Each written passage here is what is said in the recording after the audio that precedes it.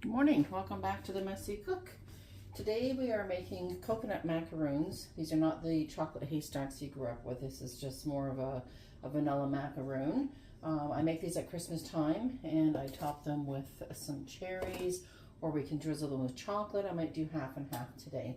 So our recipe is 1/3 of a cup of flour, which I have here. So we're going to just dump that 1/3 of a cup of flour. Everything just goes in one bowl. This is a super quick, easy recipe, so I hope you try this out. If you like coconut, this will be perfect for you. So 1/3 of a cup of flour. We're going to do 2.5 cups. So the recipe calls for desiccated coconut, which is basically just shredded coconut. If you don't want this really sweet, use unsweetened shredded coconut. This is the one I've got, and I just got sweetened, so I just got sweetened shredded. So pick whatever coconut type you like. This is 2.5 cups. So there's my half cup measure, and I will measure the other 2 full cups. So, like I said, this makes at least 3 dozen. It just really depends on the size you make. You can make them quite small, or you can make them a little bit bigger. So there's 1.5 cups, and that is 2.5 cups. So I've got the flour and the coconut in there. Next, we're going to use 2/3 of a cup of sweetened condensed milk. Now I have 300 milliliters, which is not quite, let me just see here, a little over a cup, but I think I'm going to put the whole cup in and then I will adjust the recipe. So normally it's just 2/3 of a cup. So let's see how much that actually makes if I use the 1/3 cup measure. So 1/3 there. And another 1/3. If I get a 1/3 full one, then I think what I'll do, I make sure I'm scraping that out because that's quite thick and will stick to the sides. There we go. And I have another 1/3 there. Yeah, so you know what? I'm going to increase this recipe by 1/3. So I'm going to just get that in, scrape that out. And I will scrape the jar as well in just a moment. So we're going to add some more flour and some more coconut. So instead of 1/3 of a cup of flour, I'm going to put a couple more tablespoons in. What the top flour does is just kind of binds this together a little bit under. There we go. So that'll be about 1/3.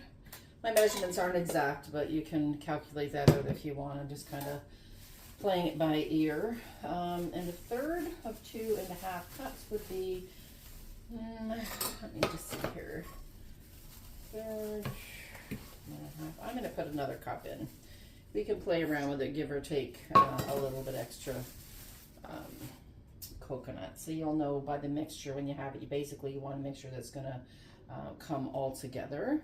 I'm going to scrape out the rest of that little bit that I didn't get because it wasn't quite the whole 1/3 of a cup. So we want to get all of that out. There we go. And we're going to add in a teaspoon and 1/3 of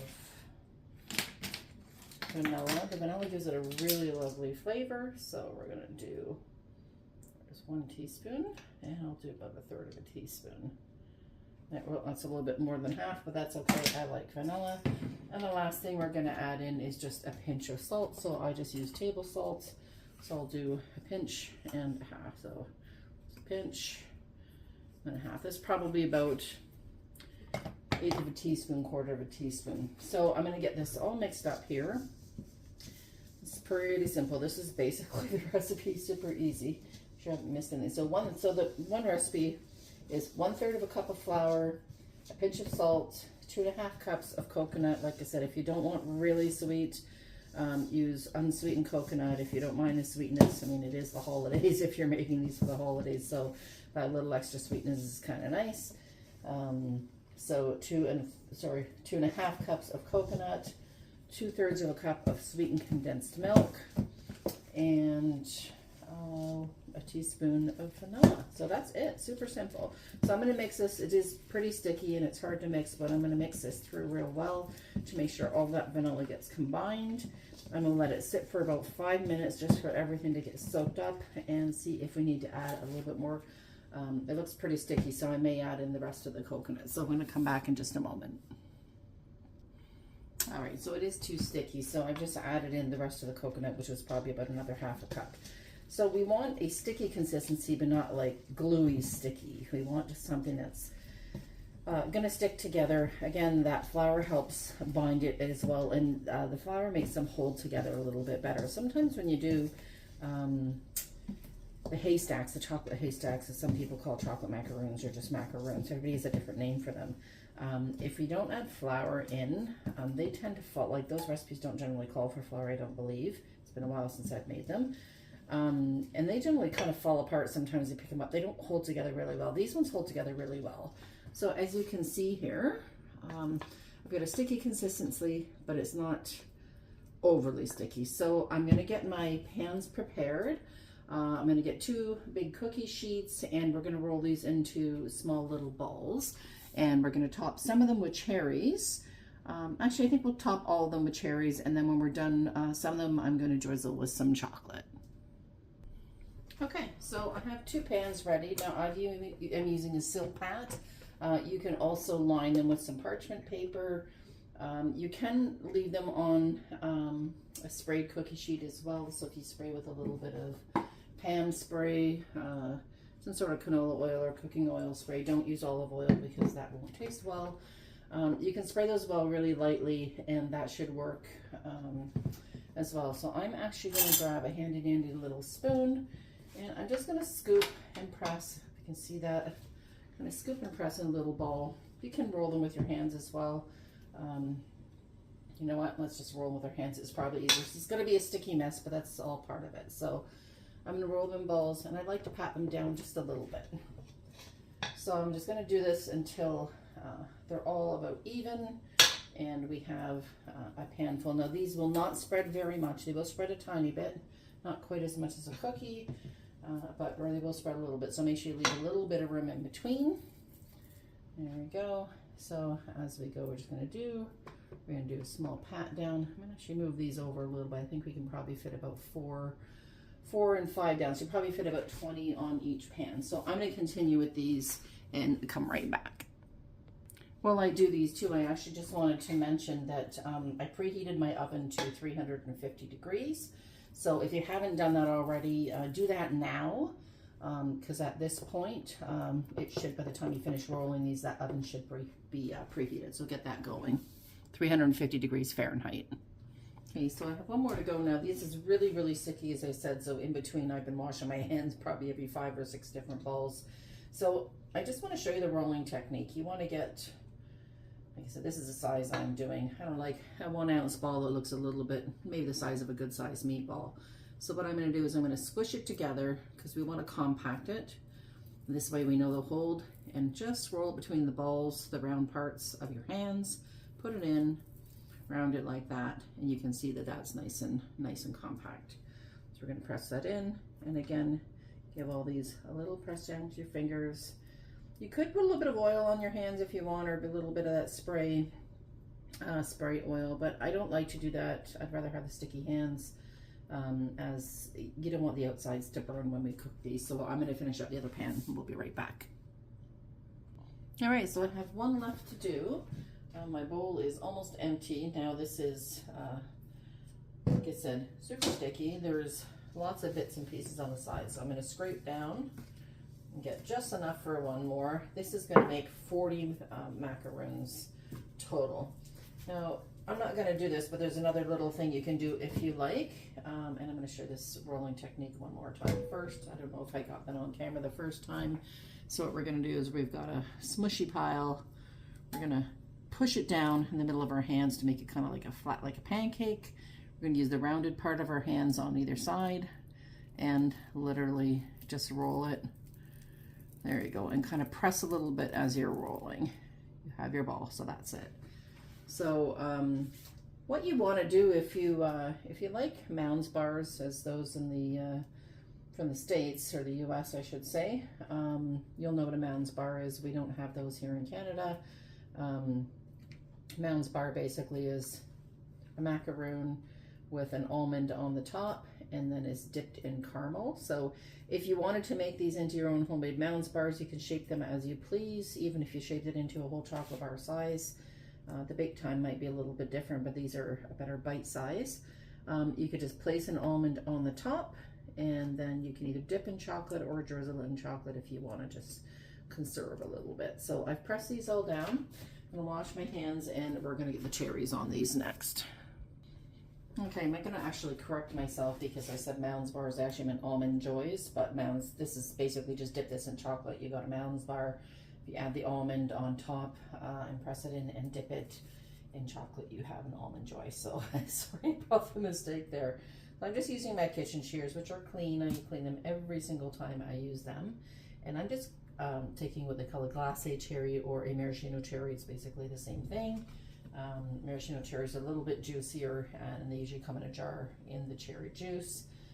So if you do use those, that's fine, but drain them really well. And we're going to use these just to top. I like to do these ones in the Christmas time because they make things very festive. So I've got some green. I'll find another one. Some of these are already half cherries, so if that's the case, you can just pop it on like so. And I'm going to do some red ones, and you can see these are super festive. I do put them on before I bake them, and we just want to give these, again, just a little press down in the middle. So there we go, and that way it just kind of holds in there, because otherwise if you don't press it down, you can do it with a few of these. So if we don't press it down a little bit into the macaroon, when you pick the macaroon up, they tend to just fall off, and we don't want that situation. So we're gonna press that in. I'll do one more. I'll finish doing these, and then I'm gonna pop them in the oven at 350 degrees Fahrenheit, as I stated before, and they cook for 8 to 10 minutes. We just wanna make sure the edges and the bottom is slightly golden brown. So we'll try 8 minutes, I'll double check it. And then if we're all set to go, I'll bring them out and I'll bring it back at that point. Okay, so I'm back and the macaroons are cooked. I've just pulled the green ones here because I don't have enough space for to pull both out, but I just want to show you, they're still quite hot. But if you look here, you can see there's a little bit of brown around the edges. And let's see if I can plop this on my hand without burning myself. There's your bottom. They're still pretty gooey, so we're gonna move those to the cookie sheet. Sorry, not the cookie sheet, you know what, I'm gonna let them cool here for about 10 minutes, and I'm gonna move them over to a cooling rack. We're gonna let them cool completely, and I'm still deciding if I want to drizzle in chocolate or just leave them as is. You know, I'm gonna put this back on the pan and let it put a timer on for 10 minutes. I think I might just leave them as is. Like I said, you can drizzle them in chocolate, you can dunk them in chocolate, you can put nuts on the top, you could actually mix some nuts in if you want, or add some flavoring. So I will come back when these are all done and cooled, and I'll show you the texture of them. Just wanted to show you my recipe for the coconut macaroons. This again is from my trusty Christmas book. It's 1/3 a cup flour, pinch of salt, 2.5 cups of coconut, sweetened or unsweetened, your choice, 2/3 of a cup of sweetened condensed milk, and a teaspoon of vanilla. 9 sheets of parchment on your cookie sheets. Mix everything together until it's nice and thick, and you're going to drop by tablespoons or roll it like I do on the sheets about 1 inch apart. As you saw, they didn't spread very far. You're going to bake these 8 to 10 minutes. I actually ended up doing 12 minutes. So just see what your oven does. I'm going to let them cool for about 10 minutes and then cool them on the rack. Okay, so these macaroons, coconut macaroons, have cooled. So I'm just going to take, we'll just take a little small one here. I just want to show you what this looks like here. So we've got a nice little cherry on the top just to make it look good. And these, I'll take the cherry off. It did stick very well. So I'll leave that, lovely.